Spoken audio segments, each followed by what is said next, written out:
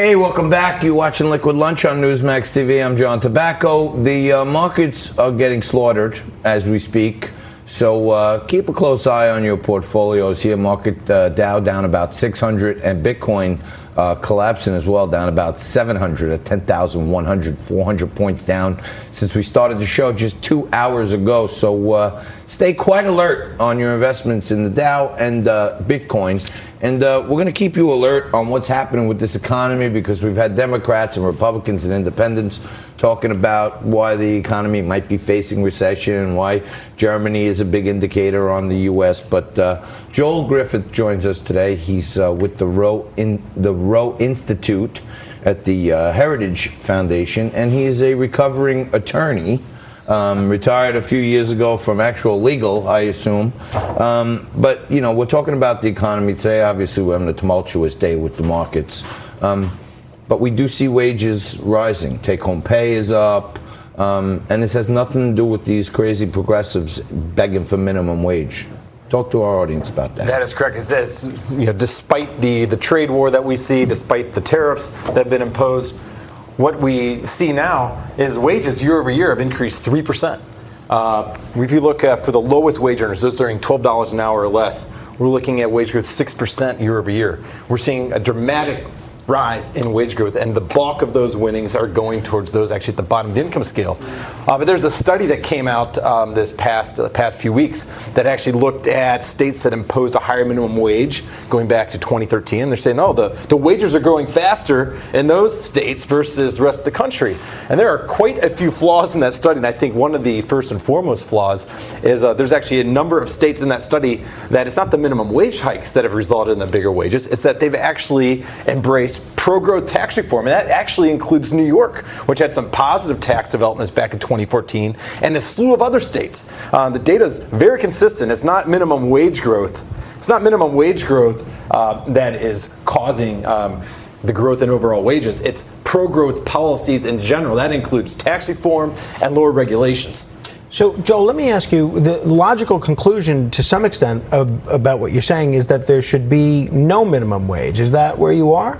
Yes, actually, there should be no minimum wage, because a minimum wage actually prices those with fewer skills and a lower education out of the marketplace.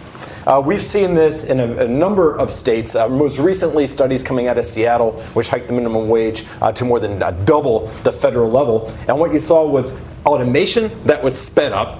And you also saw the fewer hours worked, and that overall income in the city actually declined for that income group that was targeted. It's hurting those that it's intended to help. Well, I won't dispute that a $15 or $20 minimum wage is just death to business owners. I look at some people that are in the restaurant business, and they're talking about how to replace waiters with iPads because it's going to be the only way they can stay in business. They don't want to do away with their staff, but it's the only way they can simply afford to stay in business. However, if we do away with the minimum wage entirely, don't we end up in a China or a Vietnam situation where you have folks getting paid 6-7 cents an hour and wages get suppressed for everybody? Fortunately, no. In fact, if you look at the situation now, only a few percentage points of the entire workforce population actually earns the minimum wage. And what you find are that people that start in those jobs, they pick up the skills that they need, and they rarely, if you're actually picking up the skill set, rarely will you be staying in those jobs for longer term. What you're doing by increasing that wage, you're pricing the young out, you're pricing those that didn't have a chance or an opportunity to get a decent education out, you're pricing those that don't have a skill set out of the marketplace. In our final minute, I know you wanted to talk about your advocacy against anti-Semitism.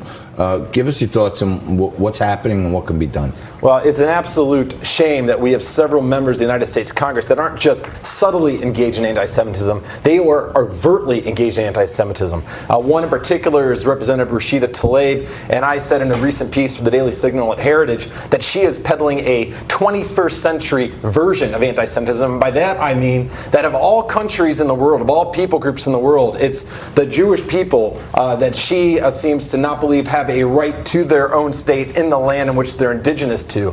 That is a shame. And the falsehoods about our ally Israel saying that they're engaged in an apartheid regime, and the fact is the minority population there has equal access to education, serves in the Knesset, serves in the military, has equal access to healthcare. They're living side by side. I encourage her to visit Tel Aviv or Jerusalem and see for herself the positive developments and the way they treat minorities in the nation of Israel. Tremendous insights. We're bringing you the best guests, guys and girls who know where the rubber meets the road.